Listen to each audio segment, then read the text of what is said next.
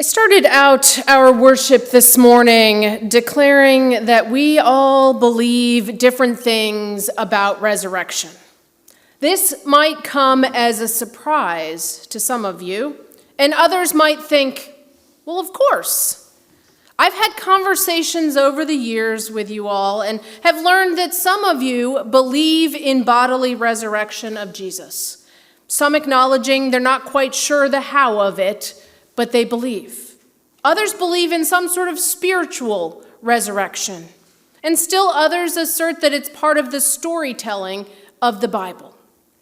And still we are all here, seated together, gathered in community to support one another as we remember what it means to walk together as followers of Jesus. So regardless of what your current beliefs are, regardless of what your past beliefs might have been, regardless of what actually happened that first Easter morning, the resurrection is what has propelled us forward as followers of Jesus as a community of faith. Now, in case you've forgotten the story, you might recall that the original followers of Jesus had just watched their leader get crucified at the hands of the political leaders of the day. The leaders were setting about quieting any voices that opposed them and were getting rid of those rabble-rousers out there in order to maintain order in the city. Now, the original followers of Jesus were terrified, and rightly so. So this familiar story might hit different this year, or it might be the same story you've heard time and again. But regardless, on the first Sunday after Easter, pretty much every single year, we hear the story of Thomas.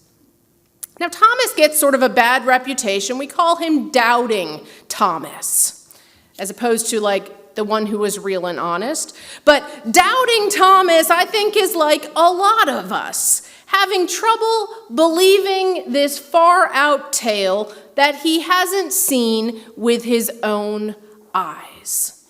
The story tells us that Jesus appeared through the locked door, and Thomas is invited to put his hands in the marks on Jesus' hands and in the side that was pierced. And Thomas declares, "My Lord and my God." That is Thomas's affirmation of faith. But then we hear this part that I wasn't sure I've ever noticed. "These things are written so that you will believe that Jesus is the Christ, God's Son, and that believing you will have life in his name." So we have Jesus appearing and giving Thomas what Thomas needed to believe. We don't have the same luxury, so we have the gospel writer saying, "I have written these things down so that those who come next will have what they need to believe." Now, we sit here some 2,000 odd years later because of this. We sit here because for 2,000 odd years, people have found life in Jesus. They have followed Jesus. They have come to believe, however that means for each of us. So as we consider the cup of freedom this Easter season, we are invited to ponder what it means to have freedom in Jesus. And almost more than that word freedom, I'm sitting with the responsibility of it. That when we find freedom in Jesus, we also find responsibility, because Jesus said, you're going to love your neighbors. You're going to do unto the least of these. You're going to love your enemies. Following this Jesus brings us to freedom, but it also brings freedom to everyone around us. Because if we're living correctly as Jesus invites us to, everyone around us has freedom too. So this Easter, I invite us to be like Thomas. Bring our doubts, because you are in good company. Not only with those beside you, literally here, or metaphorically if you're worshiping virtually, but with Thomas. Thomas makes it in the Bible, friends, and he's not sure he believes.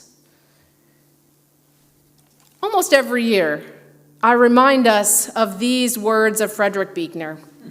Doubts are the ants in the pants of faith. They keep it awake and moving. If you don't have doubts, my friends, you are not awake and moving. So, don't be afraid to ponder. Don't be afraid to wonder. Don't be afraid to doubt, because that is a faith that is alive and well. But also remember what Ronner, I don't know how to say her name, Maria, what Rilke wrote in Letters to a Young Poet. Be patient toward all that is unsolved in your heart, and try to love the questions themselves like locked rooms and like books that are written in a very foreign tongue. Do not now seek the answers which cannot be given you, because you would not be able to live them. And the point is to live everything. Live the questions now. Perhaps then you will gradually, without noticing it, live along some distant day into the answer.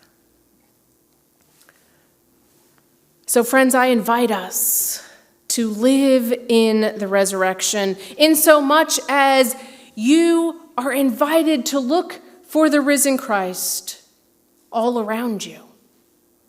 Look in the faces of your neighbors. Look in the actions of a hero. Look in the world at an agency protecting the least of these. For the risen Christ is all around us if we tune ourselves to begin to notice.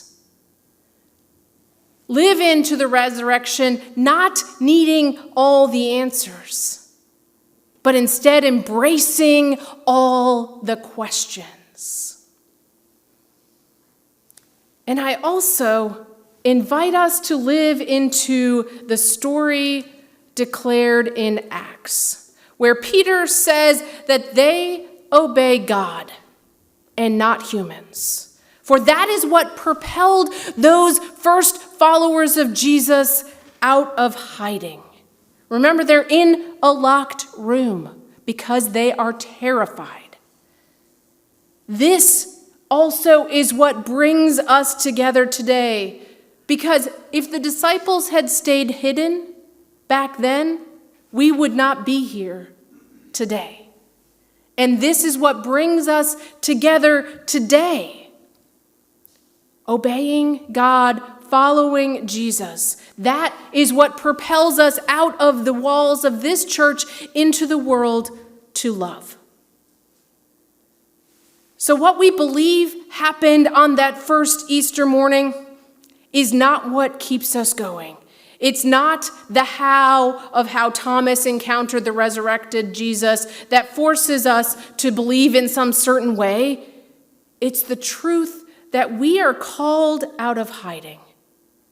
We are called to be on the lookout for the resurrected Christ, for it is there that we find life.